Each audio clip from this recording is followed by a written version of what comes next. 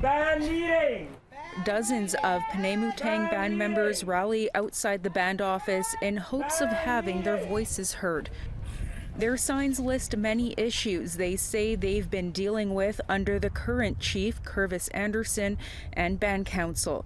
Organizer of this protest, Clarence Sumner, says there is a lack of transparency and worries about an upcoming election.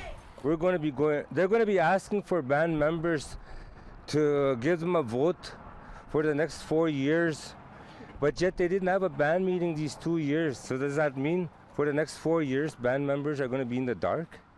In just over 1 month, the band will elect new leadership. But these protesters say they didn't know it was for a 4-year term instead of a 2-year term. They say there has not been a band meeting with an agenda during 2 years with their current leadership. Chief Anderson refused an on-camera interview but told APTN on the phone that the last band meeting was held November 2022. He says that there was not an agenda to allow for more discussion. He says the meeting of 60 band members saw 75% voted in favor of placing Pinaymootang under the First Nations Election Act instead of the Indian Act. This gives the next elected chief and council a 4-year term. Those protesting says most of the attendees had left the meeting before the motion. How can we, as band members who have not even been told about this 4-year term that's been adopted, how can we go forward? Darlene Woodhouse says they found out about the change from Indigenous Services Canada and not the nation's leadership.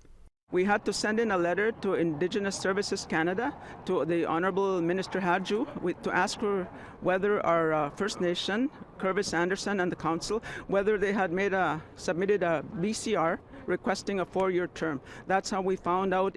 160 band members signed a petition calling for an emergency band meeting to discuss the changes.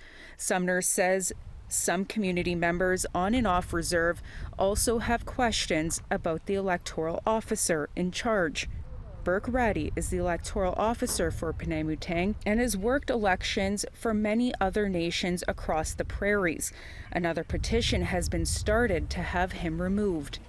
Allegations made in court documents over the past few years show that 5 other First Nations in Saskatchewan and Manitoba questioned the election practices where Ratty was an electoral officer. In August 2022, a councillor from the Dakota Teepee First Nation wanted the federal court to halt an election. The motion was dismissed, and the election continued. None of the allegations against Ratty were proven in court. APTN reached out to Ratty for an interview, but we have not heard back before airtime. Since APTN's visit to the community, a meeting to nominate candidates has been scheduled for the end of September.